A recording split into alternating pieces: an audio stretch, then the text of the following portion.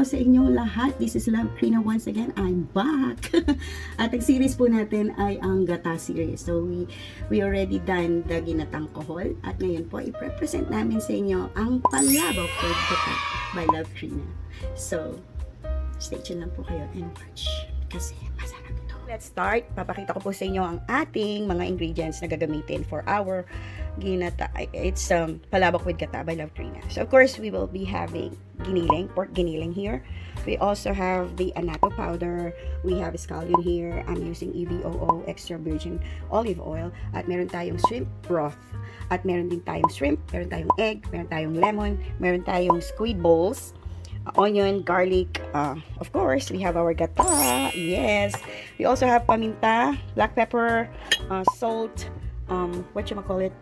garlic, at meron din tayong fried garlic, and chicharon, and we also have our, of course, hindi mabubuo ang palabok kung walang noodles. Ayan, ang gamit natin ay pancit noodles, at ang, yan, pinaliwanag ko na kanina, di ba? Yung, nung binoiled ko to, it's already boiled, and it's already pre-cooked. Look, it's cooked. So, ito na, papupuluin muna first natin ang ating pancit. At ang gamit kong pancit is this brand. Pancit bihon. I'm using super cute. Yan. Kasi ako ay super cute. Wow! Ganon. May ganon. Iklog. We also have our iklog here that I boiled it for like, I think 8 minutes. Sabi kasi ni John Tumang my cousin, dapat daw ang boiling time lang ng egg is only 8 minutes. Yun ang sabi niya. Yeah. Kaya yun ang sinunod ko. Diba? At meron tayong iklog. Did I mention that a while ago? I did. So, hindi lang po yun ang chicharon natin kasi the more chicharon, the better. Okay, punta tayo dun sa other side kasi maliit lang po yung aking kitchen at hindi kakasya lahat. Did I mention nor? Oh, yan, ang ating pampalasa. Wait a minute. This is the other side that I'm talking about kasi nga, hindi kasya dun sa space ko dun. So, the more chicharon, the better. And ito po yung gamit ko chicharon, which is the powdered chicharon. And then, we have also the cornstarch that we will be using for slurry para, ano yon, para pampalapot. Ayan. So, I also adding butter in my palabok to make it more creamier and tastier. The better. O, diba? I-start na po tayo magluto. I'm loving this! Magluluto ako! So, first, we're going to, syempre, kanin natin yung palan, chilian natin, diba? No? Tapos, talian natin ang buhok natin. Yan. Kasi, make it safe at also, para mag-press ko naman ang beauty ko. Diba? Kailangan nakita yung buhok natin. Anong gagawin natin first? Kasi ako, gusto ko lagi pag ginagawa ko, I always invite Jesus to do all of these things. And I'm always, whatever that I do it for the glory of God. So, stay tuned po kayo. Dapat ganun ang attitude natin. Masaya, magaling, maganda. Pag masaya, maganda vibes, diba? So, yan. Para kasi, pag masaya ka, ang sarap. Masarap din yung mga lulutuin mo. So, okay. But, it's my thing na I do pray before I start what I'm cooking, but I did already. So, pero I'm just telling you. Kasi yun ang one of my secret is to invite the Holy Spirit to do the whole thing. Because sa kanya galing tong gift na to eh. Kaya I'm sharing it to you. At the same time, I'm inspiring you to do the same thing para ganun yung makukuha nyo to na masarap din ang inyong magiging result ng palabok. Okay? That's the thing. Thank you. So, we'll be starting with the EVOO. Sorry, wala akong cameraman na. Ako na kasi ako na yung naging shoe chef, ako na yung chef, ako pa yung cameraman, buti na lang di ako yung editor. Laking tulong ng editor ko. Okay, so, lagyan natin ng EVOO. May napapakita ko sa inyo. Para lang makita ko yung sarili ko, syempre, nagluluto ka, na-inspired ka, patal may salamin, at nakikipag-usap ka sa salamin. Merong kilalang ganyan tao. Alam ko sino yun? Yung ate ko. Ganyan siya, pinag-usap niya yung sarili niya sa salamin before. Ay, nako. We all, ay, sandali, bakit parang merong tubig. Siguro may sandok yung sinugakan ko lahat yan. Siyempre, dapat malinis. Yan very important na dapat gawin. Linis. At saka alam mo, pag pinrep mo lahat, tingnan mo, that's the beauty of prepping first. Kasi maganda nga yung may kaya sa restaurant meron mga shoe chef yan. Naka-prepared na para sa chef. Gisa-gisa na lang siya. And so, eto na yung ating kawali. Pag nakikita kasi mas okay, kaya lang paano ko gagawin yun? I really need J-Rich here. Wait a minute. So, eto yung ating mga ingredients. So, I'll start with bawang. Ayan, bawang muna. Sunod natin ang sibuyas. Ayun na po ang ating sibuyas. Bawang at sibuyas. Gisa-gisa para masaya. Ayan. Gisa-gisa para masaya. Pag nagigisa ako, naalala ko si Apong Galing. May ima in LA. Ayan. Si Adelaida Tumang. Sabi niya sa amin ni John. Kasi pag nagluluto kami ni John, lagi yung nag-work sa amin. Opo, ang transparent na yung sabi nga, yung yung yung onion. That is the time where you can just daw yung doon mo pa lang ilalagay yung bibisa mo pag na siya, pag transparent na siya. Yan. Ngayon, isusunod na natin ang ating pork giniling. Wala nang masyadong masalita. Tuloy-tuloy. Ay, naku, mali. Dapat pala na powder muna sa ginita. So, ayan. Nilagay ko muna, dapat pala na powder muna para ma-dilute siya sa oil at makuha natin yung perfect color at hindi siya bubuo. Kailangan sa mainit na mantika. So, ang tendency, ang ginawa ko, ginagdagan ko ng mantika para nga ito, makakuha natin at hindi siya bubuo. So, ngayon, sama na natin yan. Para-paraan lang naman. Ayan, bigyan na natin. Ganyan lang. Bigyan na natin. Kailangan talaga may naghahawak ng camera. Sorry na po. Ako ay multitasking. Lalagay na natin. Sinet aside ko yung karne. Ayan, ito muna. Kasi pantatapin natin mamaya to. So, ayan, tayo lang natin mag-pink yan. Tapos, alisin natin dyan. Balik natin doon. Tapos, ayan, ilalagay ulit natin yung, you know what I mean. Diba? Sandali ha. Iyan natin siyang mag-pink. Naku, hindi nyo siya nakikita ng pink kasi meron tayong grow light. Dahil nga, para sa mga halaman natin yun. So, pasensya na. Kasi medyo gloomy dyan actually it's gloomy outside. So, wala namang sunlight. Wala naman ako nasa Alaska nito. Anyways, ayan, nagpipink na siya, no? Basta, trust me, nagpipink na yan. Na-transfer ko na yung ating shrimp. At isunod na rin natin ang squid balls. Ayan. Nilalagay ko ng squid balls, oo. Saka yung nilalagay kong squid balls. Meron siyang, nabili ko to sa Asian store, sa H-Mart. Meron siyang, pag dito, parang may laman siya sa loob. Pag inano mo siya, parang, meron siyang texture. Maganda siya. I love it. So, rin ako ng butter to make it so creamy. Yan. Pampalinamnam yung butter. Trust me. Sarap yan. Yan, nire-reveal ko lahat ng mga sikreto ko. Wala akong uumitin. Kaya kailangan makuha nyo to. Talaga, I'm telling you, this is a very, very, very delicious. Sabi nga ni Marcus Stewart. Medyo nangawit na ako pasensya na. Hindi ko na magawa yun. Pinapakita ko. So, pero, I promise. Pakikita ko sa inyo later. So, mag-a-add in lang po ako ng black pepper. Ito po, pasensya na, wala po ako nung measurement kasi hindi ako nagtansya-tansya lang. Eyeball lang yan. Kalang-kaya nyo yan. Kasi, that's the way I cook eh. Diba? Yung 1/4, hindi ako ganun eh. Hindi ako nagbe-bake. Nagkukook ako. So, it's always according to my taste. So, ito yung garlic powder. Yan. Kasi, yung garlic powder, okay lang yan. Maparami, mapakonti. Masarap yan, garlicky, it's okay. Lalo na kung, tawag dito, palabok ang ginagawa yan. Garlicky is better. Actually, nagka-add pa nga tayo ng fried garlic. Ano na natin siya, diba? Yung, tawag dito, ipi-plate na natin siya, diba? So, naglagay na tayo ng mga yun. Next, in line, we'll add, what you call this? Ito, alagyan natin ng konti lang, ng Knorr seasoning. Kasi we're not using, we will not going to use palabok mix. No? Kaya sariling from the scratch ba? Yung unang panahon, gumagawa ng palabok yung mga tao, wala naman yung mga ganyan-ganyan. Ngayon na lang yan. Pero kung feel nyong gawin, feel nyong gamitin yun, by all means do it. So, before natin lalagay yung gata, magsiset aside tayo ng kalahati nito for our toppings. Ang kulit lang ha. Kuha lang ako ng lalagyanan. So, ito na yun. Magsiset aside. Ouch! It happens, you know. So, ano kalahati Ayan, siset aside ko, nakikita nyo. Isang lang kami. Pero ako, edit ko. Ayan, ito na. Ayan, so ito yung pagtatapin natin. Patay dito.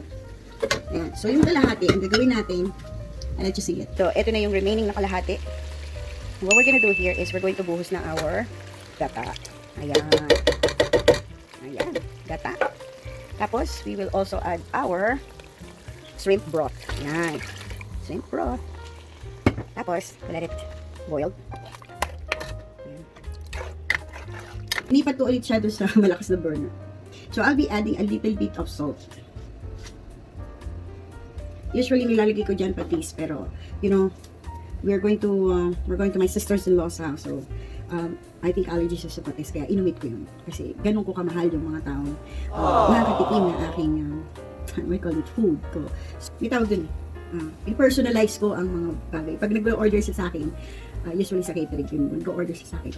May allergies ba siya sa ganito, ganyan. I make sure of that. Because we want to give and express my love to all my customer na, uy, pwede bang pakialis na lang yung ay, pwede bang padagdag nito? Di ba? Ganyan lang. Ay, wag sasabihin ko, dagdag ko. Okay, syempre, hindi lang yun ang nilagay natin, shrimp broth. Meron pa rin ako ditong just in case na gusto natin dagdagan pa. Kasi sa inyo yun. Kaya nga ako, eyeball lang ako naglalagay ng mga garlic powder, black pepper. Kasi, pag nagawa na yung sauce, ipa-finalize mo na yan, titikman mo na yan, o ano ngayon ang kulang. Kaya hindi ko pwede sabihin na, okay lang, ganito lang. Hindi ipa-finalize mo yun kung yung sauce mo, na-achieve na niya yung taste na karapat dapat dun sa palabok mo na creamy na ba siya, okay na ba yung alat niya, nagbabalance ba yung mga ingredients na ginawa. That's how you cook. So, kaya wala ko nung ganun-ganun. So, yan. Yan, di ba, Ate Jet? Subscriber ka sa Ate Jet. That's my cousin. She knows how to cook also. Yeah, it's runs in the family, so praise the Lord. Okay, thank you, Lord. Anyway, mamaya I will show you how to do the plating as well. Ito ba ang pwede kong sabihin sa inyo? Pwede kong i-share sa inyo. Kasi mag-comment kasi kayo, o kaya mag-request kayo na lulutuin lang natin. Huwag lang yung buong lechon, ha? Huwag lang yung mga bagay na imposible sa akin lutuin dahil kasi nandito lang ako sa bahay. Or kung nasa restaurant tayo, kaya natin yan. Di ba? Like Filipino food or something na, gawin natin. Yung yung mahal na ingredients, ha? Kasi nakabudget pa ako. Parang ganun. Anyway, I have a great provider anyway. So, that's my Father up there in heaven, who supply my needs according to His riches in glory by Christ Jesus. Wow, that verse is like, alam mo, it's joyful, no? Yung magsasabihin mo, paano na ako? Kaya nga sabi ni Lord, do not worry about anything, but pray for everything. Kaya huwag niyo sasabihin yung, paano na yung bukas? No! Enjoy life. Enjoy. Sabi nga sa Book of Thessalonians, be joyful always. Kasi why? Para laging good vibes. Wala tayong nega. Diba? Like me, ako, I lost my dad, pero, sometimes, nagigreat pa rin naman ako up to now. But, my reward, I know that He's in heaven, and I could still be with Him. Diba? When time comes, dahil naman tayo mamamatay eh. Kaya, dalawang bagay lang gagawin natin dito sa mundo. Magpakasaya at maging righteous kay God. At, love one another. Kasi yun nga ang sabi niya, you have to love one another. So huwag niyo kakalimutan na mag-subscribe kayo para love niyo ko. Kasi love ko kayo. Cute. Chika, walang bola yun ha. Totoo yun. Ayan, so kumukulo-kulo na siya. Ako, nagdagdala ko ng 8 more times. Sandali ha. Ayan na. Pag kumukulo na, that's the time for slurry. Kasi para madilute talaga siya, talagang mag-thicken siya. So, ito yung ating cornstarch. Nalagyan ko na siya ng tubig. Ayan. We have to dilute it in the water. Gata Krina. 8:40 na. So, alam niyo, mahirap pala walang cameraman. Ano pa kasi si JV, 8:41 lang ng umaga dito, sa totoo lang. Kaya lang, parang nag-crave ako ng palabok. Parang yan ang gusto kong almusal. O, diba? Nag-almusal tayo mamaya ng palabok once this done. Alright. Bubuhos ko ng slurry. Ayan. Thicken the sauce. Uy, naku, sarap ito. Ayan, balik tayo. Ayan po. Nagdagdag ulit ako ng butter. Para creamier talaga siya. Ayan. Lapit na maluto ang ating sauce. Actually, okay na yung lapot niya, no? Ayos na yan. Kasi lalagyan pa natin siya ng chicharon. Tsaka pag nag-melt yung butter na yun, it will add in more thicker. To thicker the sauce as well. So, ayan. Ilagyan na natin siya ng chicharon. Ito yung talagang nagpapasarap talaga sa palabok. The more chicharon, the better. Wow! Ayan, lalagyan natin ng chicharon ang ating sauce. Kasi iba, sa topping lang nila nilalagay yung chicharon. Well, ibahin nyo. Sorry. Ibahin nyo ko. Ibang treat ko. Kailangan may chicharon ng sauce. Ayan.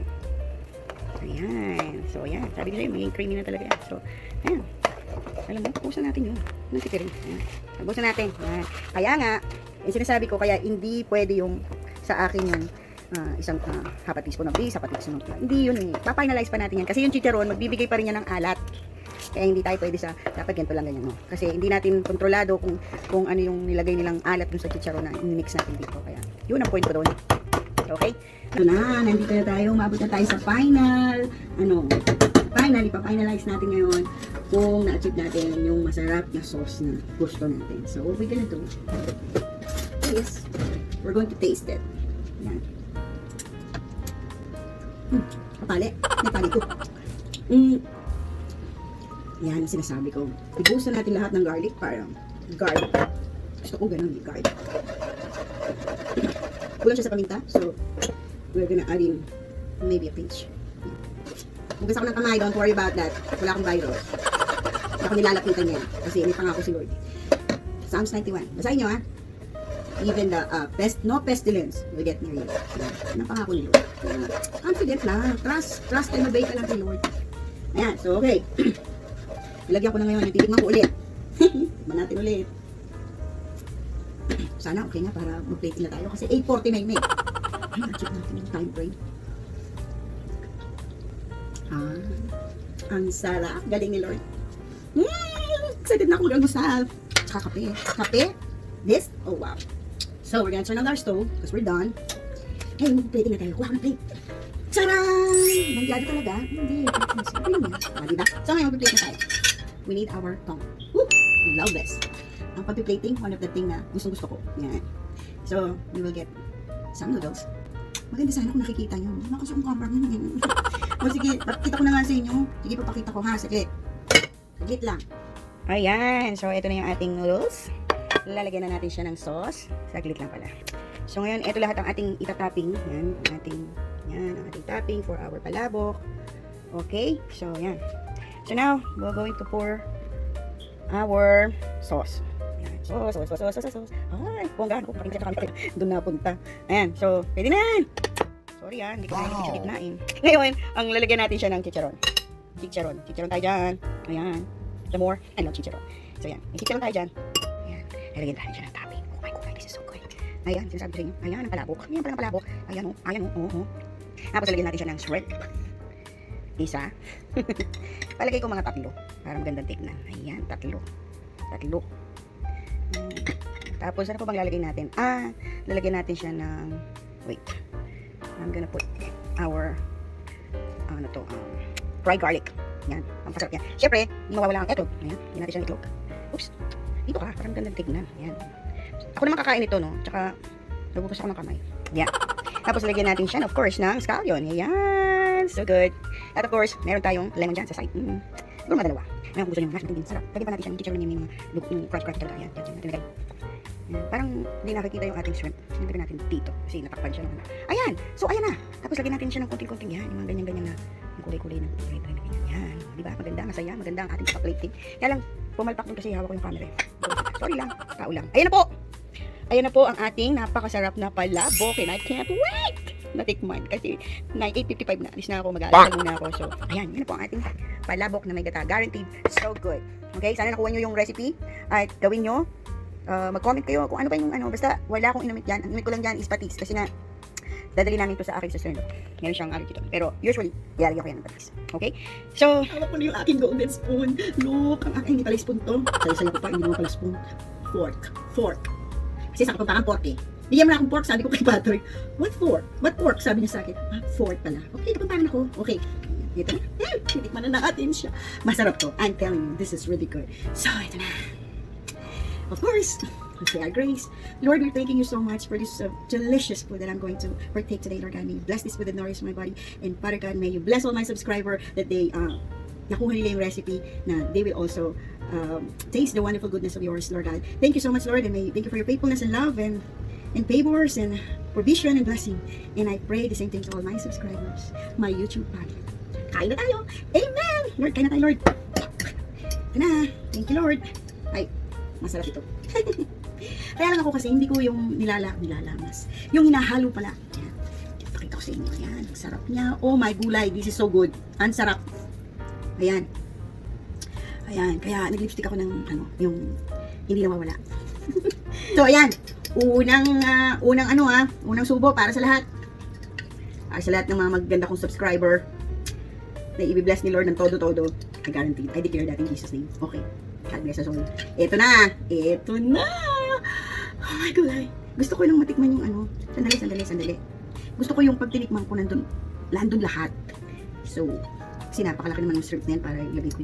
Ayan. So, kumuha ko ng shrimp, inikot ko yung noodles. Ayan na ang kinalabasan. Nandun sa loob yung shrimp. So, let's now taste and have the verdict.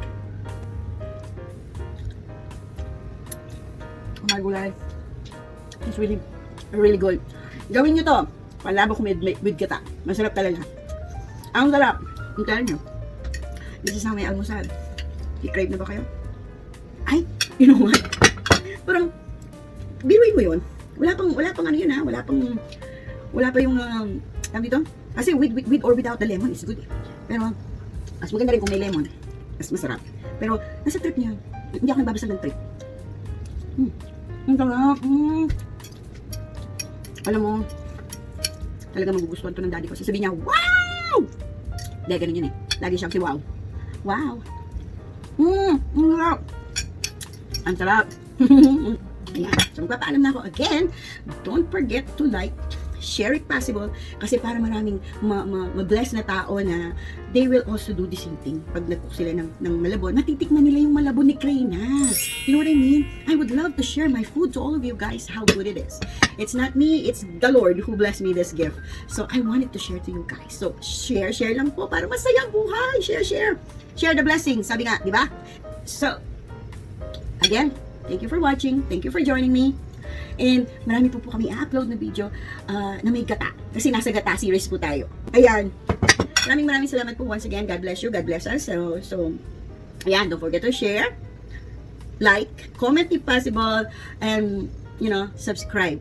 Mag-subscribe po kayo. Kailangan nating i-share, ipalaganap ang masasarap na pagkain. Diba? So, kailangan po nating i-share. Sharing is caring. Sabi ni AJ1. Thank you so much once again, and this is Love Krina, directly from my kitchen to yours, giving and sharing my love for you, from me. Bye! Till next time. Love you. God bless us all.